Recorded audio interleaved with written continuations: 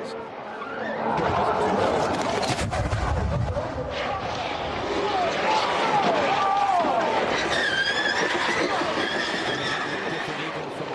Armstrong had the moment, caught it, and came around. Collins just went around very quickly. He didn't look like he had a chance. Yeah, that's just it.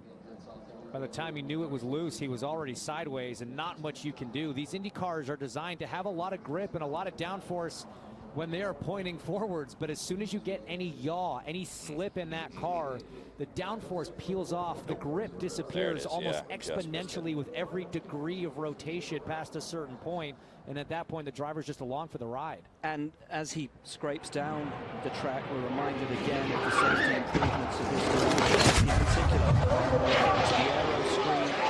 The new to IndyCar, he works from the one, they have the halo. This essentially is a halo. Yeah, I think we're going to